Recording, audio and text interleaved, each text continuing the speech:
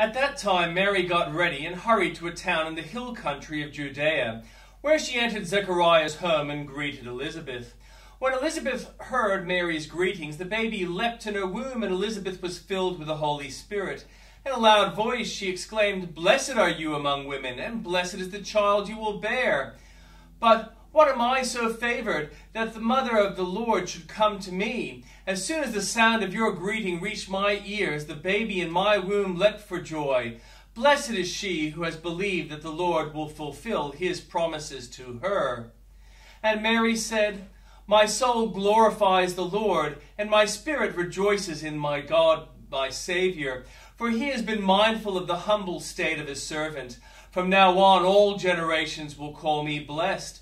For the Mighty One has done great things for me. Holy is his name. His mercy extends to those who fear him from generation to generation. He has performed mighty deeds with his arm. He has scattered those who are proud in their inmost thoughts. He has brought down rulers from their thrones, but has lifted up the humble. He has filled the hungry with good things, but has sent away the rich empty. He has helped his servants Israel, remembering to be merciful to Abraham and his descendants forever, just as he promised our ancestors."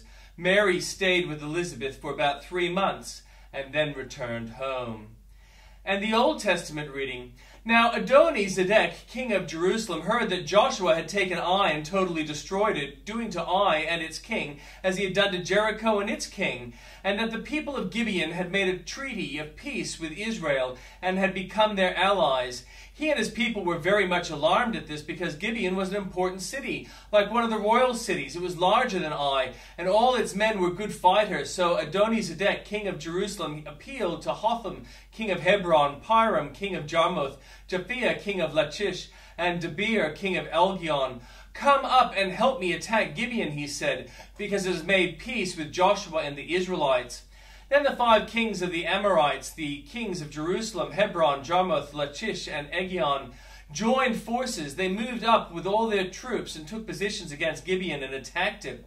The Gibeonites then sent word to Joshua in the camp at Gilgal, "Do not abandon your servants. Come up to us quickly and save us. Help us, because all the Amorite kings from the hill country have joined forces against us."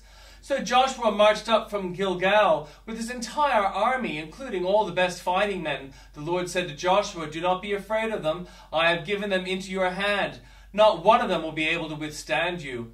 After an all-night march from Gilgal, Joshua took them by surprise. The Lord threw them into confusion before Israel, so Joshua and the Israelites defeated them completely at Gibeon. Israel pursued them along the road going to Beth Horon and cut them down all the way to Azekah, Makkedah. As they fled before Israel on the road down from Beth Horon to Azekah, the Lord hurled large hailstones down on them, and more of them died from hail than were killed by the swords of the Israelites. On the day the Lord gave the Amorites over to Israel, Joshua said to the Lord in the presence of Israel, "Sun, stand still over Gibeon, and you, moon, over the valley of Aijalon." So the sun stood still and the moon stopped till the nation avenged itself on its enemies, as it is written in the book of Joshua.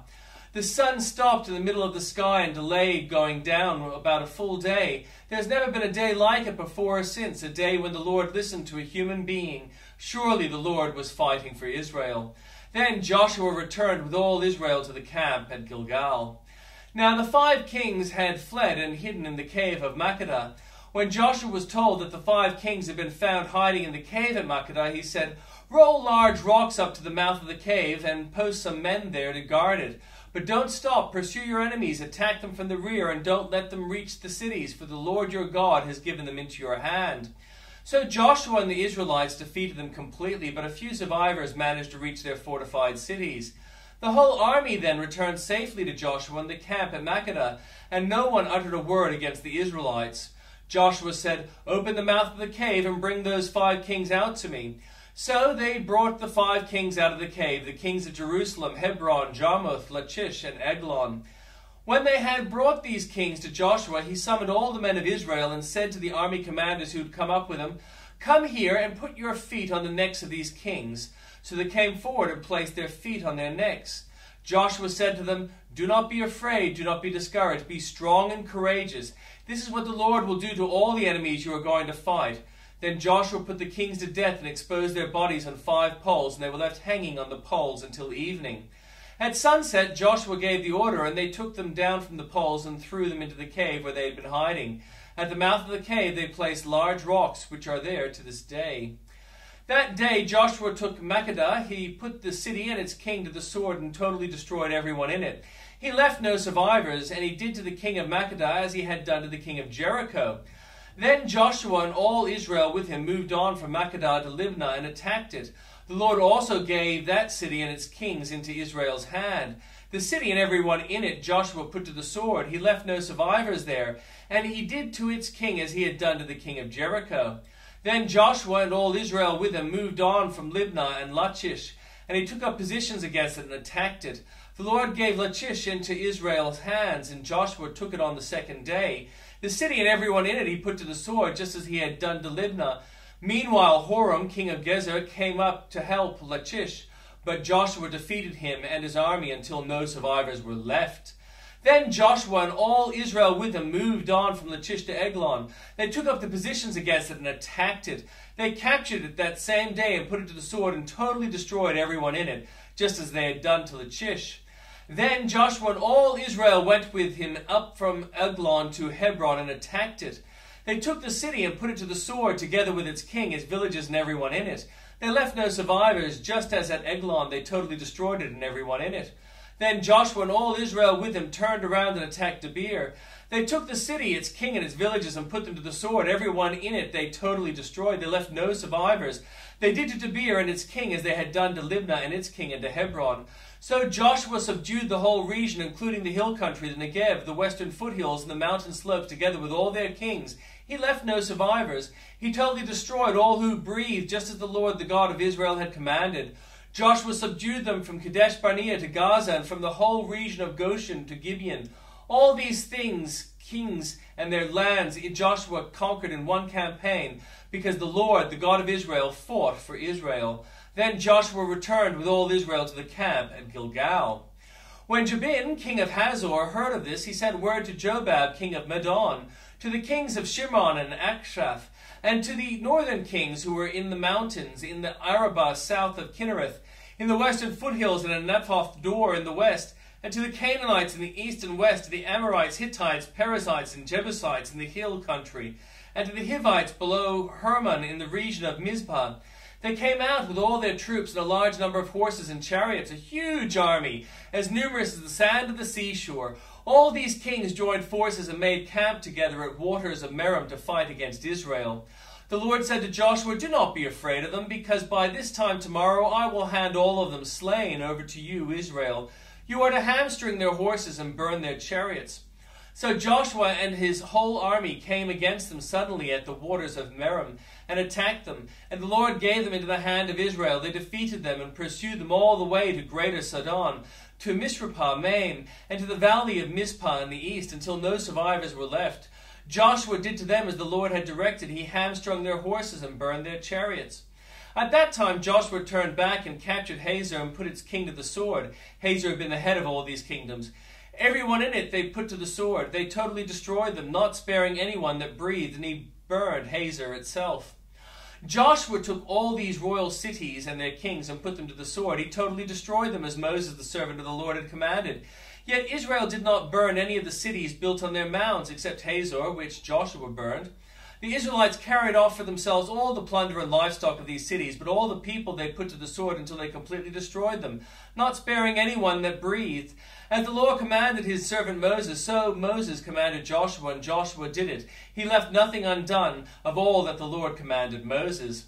So Joshua took his entire land, the hill country, all the Negev, the whole region of Goshen, the western foothills, the Arabah, and the mountains of Israel within their foothills, from Mount Halak, which rises towards Seir, to Baal-Gad, in the valley of Lebanon below Mount Hermon.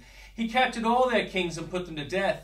Joshua waged war against all these kings for a long time, except for the Hivites living in Gibeon. Not one city made a treaty of peace with the Israelites, who took them in battle.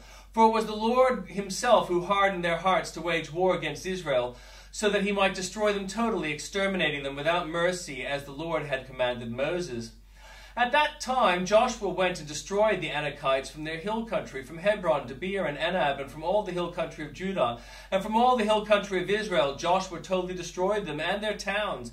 No Anakites were left in the Israelite territory. Only in Gaza, Gath, and Ashdod did any survive.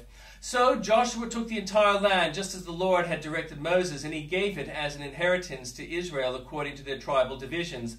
Then the land had rest from war. These are the kings of the land whom the Israelites defeated, and whose territory they took over from the Jordan, from Arnon Gorge to Mount Hermon, including the eastern side of the Arabah.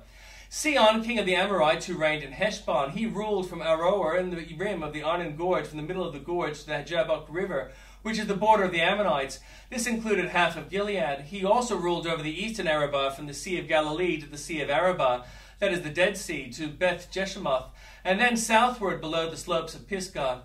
And the territory of Og, king of Bashan, one of the last of the Rephites, who reigned in Ashtaroth and Edrei. He ruled over Mount Hermon, Salakah, and all of Bashan to the border of the people of Geshur and the Makkah, and half of Gilead to the border of Sihon, king of Heshbon. Moses, the servant of the Lord, and the Israelites conquered them, and Moses, the servant of the Lord, gave their land to the Reubenites, the Gadites, and the half-tribe of Manasseh to be their possession. Here is a list of the kings of the land that Joshua and the Israelites conquered on the west side of the Jordan, from Baal-Gad in the valley of the Lebanon to Mount Halat, which rises towards Seir. Joshua gave their lands as an inheritance to the tribes of Israel according to their tribal divisions. The lands include the hill country, the western foothills, the Arabah, the mountain slopes, the wilderness, and the Negev. These were the lands of the Hittites, Amorites, Canaanites, Perizzites, Hivites, and Jebusites. These were the kings: the king of Jericho, 1, the king of Ai near Bethel, 1, the king of Jerusalem, 1, the king of Hebron, 1, the king of Jarmuth, 1, the king of Lachish, 1, the king of Eglon, 1, the king of Gezer, 1, the king of Debir, 1, the king of Geder, 1, the king of Hormah, 1, the king of Arad, 1, the king of Libnah, 1, the king of Adullam, 1, the king of Makkedah, 1, the king of Bethel, 1, the king of Tappuah, 1, the king of Hepher, 1, the king of Ephek, 1, the king of Lasharon, 1, the king of Madon, 1, the king of Hazor, 1, the king of Shimron Meron, 1, the king of Axpha, 1, the king of Tanakh, 1, the king of Megiddo, 1, the king of Kadesh, 1, the king of Jokneam and Camel, 1, the king of Dor and Naphtodor, 1, the king of Goyim and Gilgal, 1, the king of Tirzah, 1, 31 kings in all.